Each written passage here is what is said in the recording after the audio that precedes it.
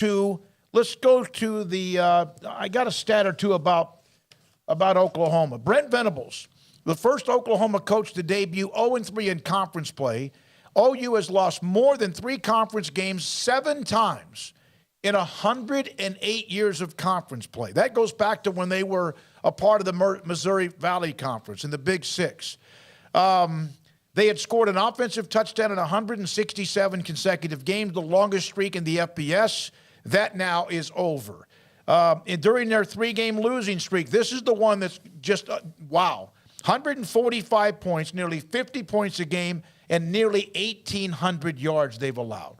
That's nearly 600 yards per game. Those are staggering numbers. Staggering numbers. Yeah, and that's why I said in talking about it just a second ago of, yes, I understand where a lot of UT fans are coming from with all the, well, what if we, that kind of thing. But I think the bigger thing is Oklahoma's now done that for nearly a month straight. Mm-hmm. Like they played absolutely poorly for a month straight, basically. And there are no signs that that's getting better. Like, okay, Dylan Gabriel might come back. All right, well, you'll at least be able to score some points. But that was embarrassing on Saturday. Like, the fact that that's the best that they could trot out there offensively is embarrassing for that program. I mean, I understand that with the portal and coaching changes and all of that, like, hey, you lost Caleb Williams and you lost a bunch of other guys. I understand. But, I mean, that was just an all-time questionable just showing in a lot of different ways. And, I think the defense still remains highly problematic. I understand there's a lot of talk about how complicated the system is and it's going to take time. And I know that there's talent issues and things like that. But,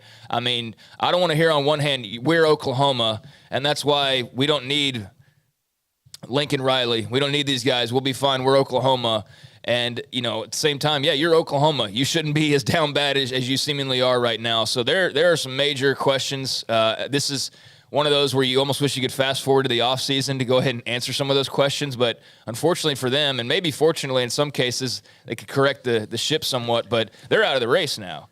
Like, they can play spoiler, but they're not going to be in that Big 12 title game for another year. It was second year in a row now. Yep. And, that's something I think that when the whole SEC announcement happened, there was a lot of Oklahoma fans that are like, psh, Big 12 championships, like, whatever. We win those all the time. Remember that? Like, and I don't want to see anybody denying that because that was absolutely factual. It was like, psh, the Big 12. Like, we've won a billion titles. Like, who cares? And I said at the time, like, be careful what you wish for. Like, yeah, you're going to be richer. Well, wait, no, not you. The school is going to be richer. So I guess you might have a more comfortable seat, and that's how it eventually trends down towards you. But, you take certain things for granted, like winning as consistently as they did. And I know that the end result wasn't what they always wanted it to be, and that's part of why they felt this move was necessary.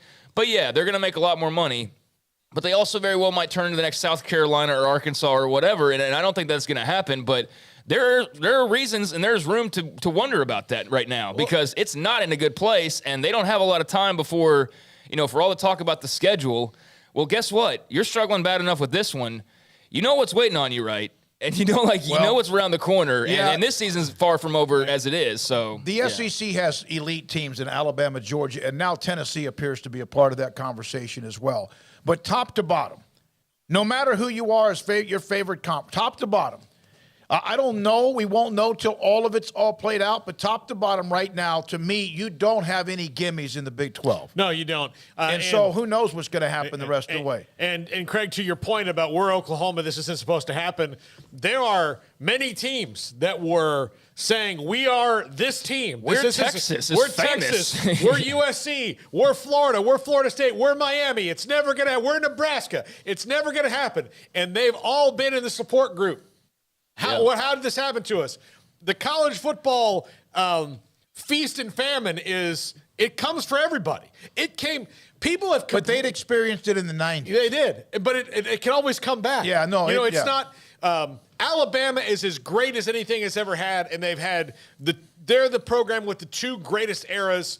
They have 3 great eras because they have 3 coaches that have always won there, but they've had their droughts. People forget how bad it was, where they were just running through coaches, and Mike Price is off, getting lappers on the university credit card. It was bad. It was bad at Alabama.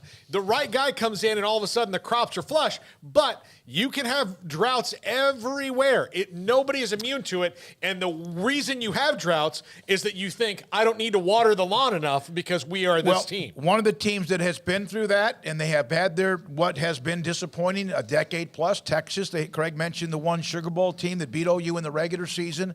But we've seen this with them before. There does appear to be, without jumping off the cliff too quickly, that this might be sustainable. And I have a conversation with Earl Campbell here around the corner.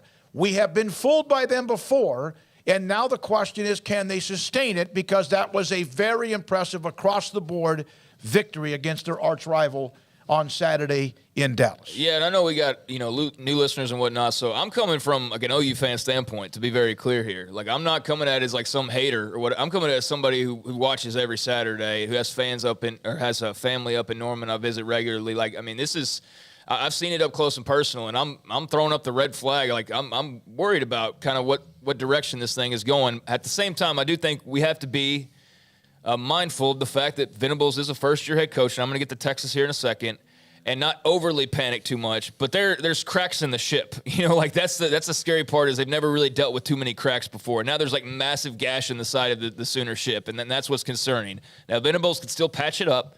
He could make some tweaks this offseason. Transfer portal can revamp your roster in a hurry. But the problem is we're halfway through this season. And how bad is it going to get before they're able to do that? So that's what I'm curious about now. As for Texas, they have certainly fooled us in the past. I mean, Tyrone Swoop's running into the end zone against Notre Dame, and they're back, and we know that famous call, and they were nowhere close to being back at that moment. The Sugar Bowl team with Sam Ehlinger was as close as they got, but there he was, we're back, and that came back to haunt him again. So I guess you just have to be thankful that, like, Quinn Ewers didn't take the mic and say we're back after that game, because that would have been probably the curse for them.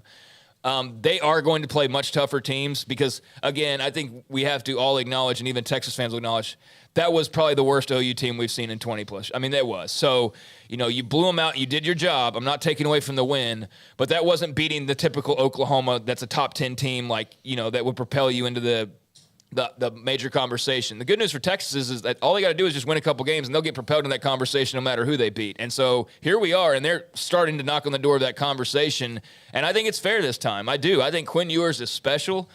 My whole thing with him all offseason and hearing about Quinn Ewers this, Quinn Ewers that, was I was just so tired of hearing about the money side of it. What did I say? Like, I just want to see him play. I just want to see him play before I crown him, king QB1 of all of college football. And now, having seen him play even a fraction of what we probably should have seen by this point because of his injury, yeah, I'm there with you on the hype train. He's unbelievable. He has the flick of the wrist. The flick. I think flick might have been the most popular word on Twitter during Saturday's game because of how effortlessly he throws the football. Effortlessly might have been the second most popular word while that game was going on because of the way he throws the football. Combine him and his talent and his poise, and just a guy who seems like he's been playing for 4 years at this level, in games like this constantly, and not a bead of sweat on his forehead. I mean, cool as a cucumber and mega talented. He's the real deal. I do, wonder if, he can have the same types of performances, and I assume he will be able to, but I am curious to see him against defenses that actually put some pressure on him, because I didn't see Oklahoma doing that a whole lot on Saturday. Can maybe be a bit more disruptive, but even then, he's the type of guy that seems like he'll deal with whatever comes his way pretty well. He's special, and I think because of him and because of the talented skill guys they have around him, yeah, this is legit. This is legit. I think there's, I don't know about national championship and playoff team and all of that. I still could see them losing a couple games along the way, but I could also see a scenario where they don't. And we have a really interesting conversation at the end of the year because he makes a world of difference. And I thought Hudson Card was playing pretty well, but Ewers is – he's special. He is. There's no doubt about that to the trained or untrained eye. So if you're a UT fan right now, I think you're just really pleased with the direction and everything the way that it is currently set up. And you have every right to be super optimistic with the rest of this remaining schedule. And let's just see how it plays out. But I think this isn't a false flag this time. I actually think there's a little substance to this whole Texas is not back, but they're pretty good. Yeah, just don't even use the word back. In yeah. fact, a Texas fan on the chat room saying that they fooled me before, but hook them. Sure. Yeah. They could be still pretty good and lose one more game, maybe even two this year because of the conference. But yeah, I think we're seeing things from this Texas team we haven't seen from the others. It's sustainable. They don't. They don't have. What do you mean? They were 5-2 at one point last year, weren't they? Yeah, but they were. I think they were kind of teetering on the brink. They bought it. The culture's changing. I think Steve Sarkisian If they allow it to, Yeah. and they give him time to do that, because it's not going to happen overnight. No. The culture's changing in the locker room, Right. Yeah. where it matters the most. Now, the culture in the stands, I mean, who knows? I remember at Big 12 Media Days, Oklahoma State reporter that we were talking to on the very last day, it was like the way we closed it out, basically came over and said that he thought that Texas was in a world of trouble because he thought that they were a little bit too loosey-goosey at Media Days. Y'all remember that? And a little too NIL-driven, a little too happy, joy, whatever. And I didn't really know what to make of it because I hadn't paid much attention to those guys walking around. Like, we'd interviewed Bijan. I thought he was great. I certainly didn't think of, like, inflated ego or anything like that. I became a fan of his. So I didn't necessarily see that, but, you wondered. That's what you wonder with that program is if that ever creeps in. And I don't think it's creeped in right now. I think that they've, got a big boost from Ewers. And I think that the Patterson thing obviously has made a huge difference for them defensively. To what degree? I don't know how much he deserves credit, but certainly some. And I just think Sarkisian's done a great job of, navigating the NIL stuff, navigating a couple of problems early on like a Jaye Hall. And just managing the talent. And if they can stay the course and stay focused, they're a dangerous team. But, there's still a long way to go. And a very young but gifted, no question about it, offensive line. Okay, other things happened as